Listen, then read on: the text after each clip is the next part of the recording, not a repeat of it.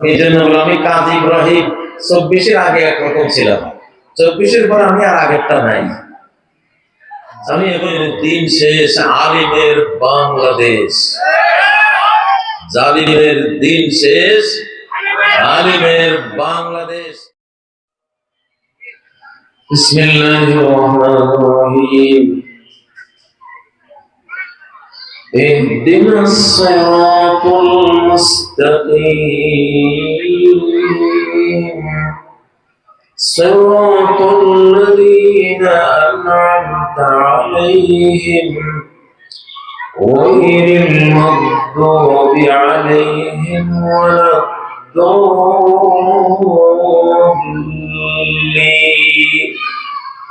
آمين. وقال عز من قائل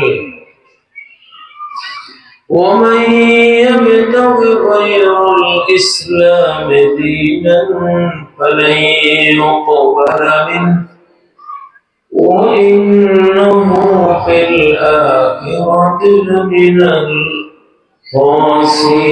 الخاسرين.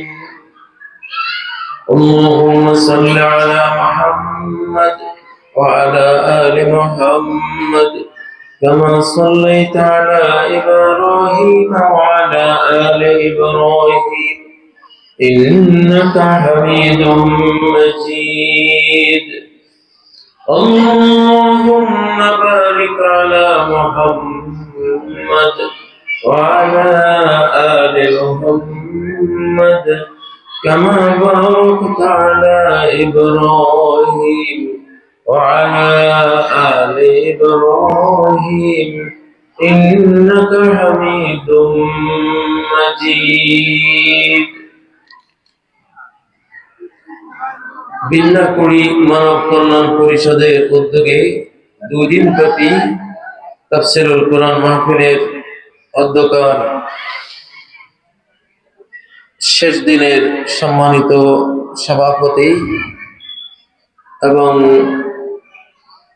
আজকের এই মাহফিলের মুফাসসিরিনে কেরাম, আইম্মাতুল মাসাজিদ, উলামা উল উম্মাহ, সম্মানিত সুধী,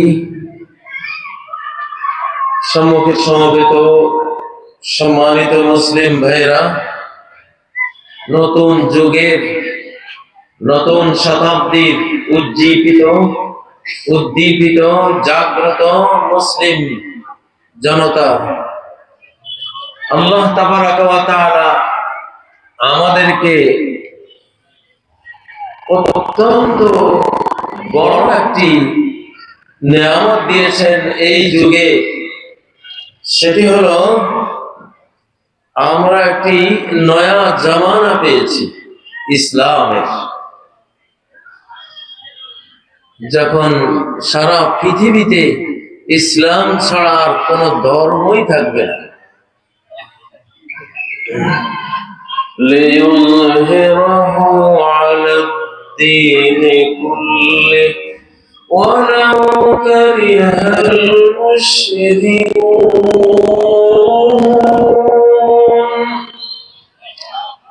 আল্লাহ নিজে নিজ শক্তি বলে ইসলামকে জাহির করবেন, প্রকাশ্য করে দিবেন গোটা পৃথিবীতে। লুকিয়ে ইসলাম পালনের আর কোনো দরকারই হবে না। খোল্লম খোলা প্রকাশ্যে মুসলিমরা তাদের ইসলাম নিয়ে বক্তব্য দেবে, পালন করবে, আমল করবে, আর কেউ জঙ্গি বলার সাহস পাবে না, চরমপন্থী বলার সাহস দেখাবে না, সন্ত্রাসী বলার কোন সুযোগে আর পাবে না ইনশাআল্লাহ। এমন ভাবে জাহির করবে, লিইয়ুযহিরাহু, আল্লাহ জাহির করে দিবেন।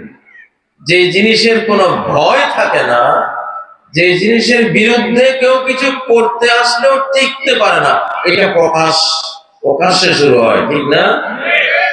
আমরা এখন গোপন টোপনের কোনো দরকার নাই, ওরা আস্তে আস্তে গোপন হয়ে যাবে। বিগত কারণ শয়তান 1924 সাল থেকে, অর্থাৎ তুরস্কের ইসলামী খেলাফত 1924 সালে শেষ হয়, পতন হয়, কোরআনী খেলাফত শেষ হয়ে যায়।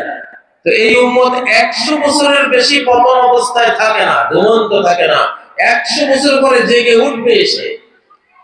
এটা নবীজি বলেছেন, ইন্নাল্লাহা ইয়াবআসু লিহাযিহিল উম্মাহ, আল্লাহ এই উম্মতের জন্য প্রেরণ করবেন আলা রাসি কুল্লি মিআতি সানাহ, প্রত্যেক 100 বছর পার হওয়ার সাথে সাথে, এক শতাব্দীর মাথায়, শতাব্দীর শেষে আল্লাহ প্রেরণ করবেন, পাঠাবেন এমন সব লোকেদেরকে, মানে ইউজাদ্দিদুলাহা দীনাহা, যারা উম্মতের সামনে দ্বীনের পুরাটা, দ্বীনের রাজনীতি, দ্বীনের সমাজনীতি, দ্বীনের অর্থনীতি, দ্বীনের ইবাদত নীতি, দ্বীনের বিনয় নীতি, দ্বীনের তাহাজ্জুদ গুজারি, দ্বীনের দান খয়রাত যা যা আছে সব কিছু উম্মতের সামনে তারা নতুন করে প্রকাশ করে দ্বীনকে টাটকা করে দেবে, রিনিউ করে দেবে, নবায়ন করে দেবে।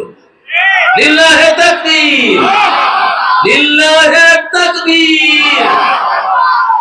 ইনশাআল্লাহ এখন আমরা নজরুলের ওই কথা বলতেই পারি, কি সেটা?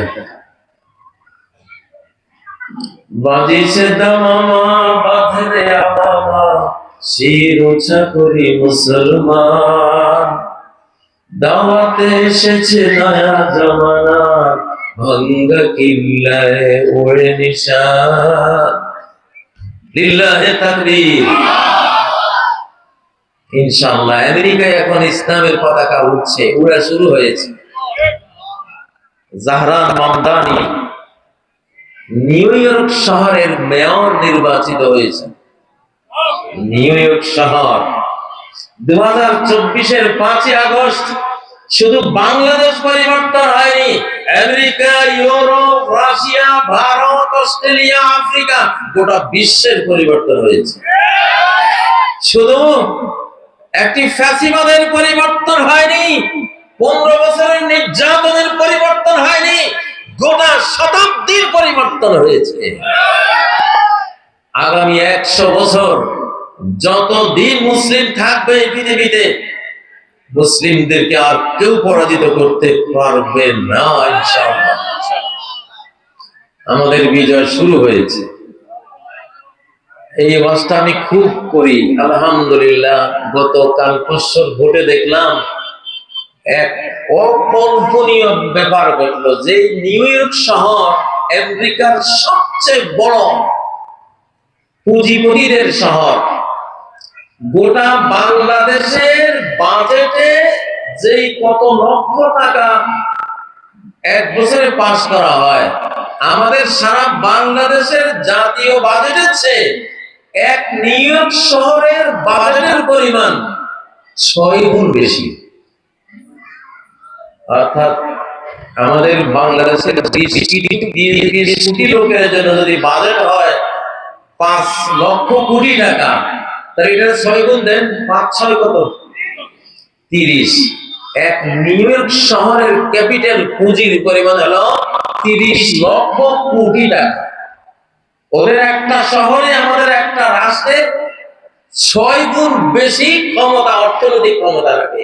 সেই শহরে, সেই নিউ ইয়র্ক শহরে, যেখানে ইসরায়েলের যেই জিউস, যারা ইহুদি, যারা সারা বিশ্ব যারা চালায়, ডিপ স্টেট, সেখানে পুঁজিবাদের সমস্ত বড় বড় স্টক মার্কেট সেখানে, সেইখানে ট্রাম্পের চরম বিরোধিতা সত্ত্বেও পাস করলো কে? একজন মুসলমান। কোন মুসলমান? যে বলেছে ইসরায়েলের প্রধানমন্ত্রী নেতানিয়াহু যদি এই নিউ ইয়র্ক শহরে আসে আমি তাকে গ্রেফতার করব। লিল্লাহি তাকবীর, লিল্লাহি তাকবীর। দাওয়াতে এসেছে নয়া জামানা, ভাঙ্গা কিল্লায় ওড়ে নিশান। এটা নয়া জামানা। আমি এই জন্য বললাম, আমি কাজী ইব্রাহিম 24-এর আগে একরকম ছিলাম, 24-এর পর আমি আর আগেরটা নাই, আমি এখন নতুন নতুন ওয়াজ করি। কোরআনকে, কোরআনের তাফসীরকে এই যুগের সাথে কোরআন প্রত্যেক শতাব্দীর ওয়াজ নিজের ভিতরে করে রেখেছে। আল্লাহু আকবার। কোন শতাব্দীতে কি লাগবে সেই শতাব্দীর নতুন সকল ওয়াজ, সকল বক্তব্য, সকল ইতিহাস, সকল বিধিবিধান, সকল সংবাদ, ইনফরমেশন কোরআন তার ভিতরে বলে রেখেছে। আল্লাহ আল্লাহু আকবার।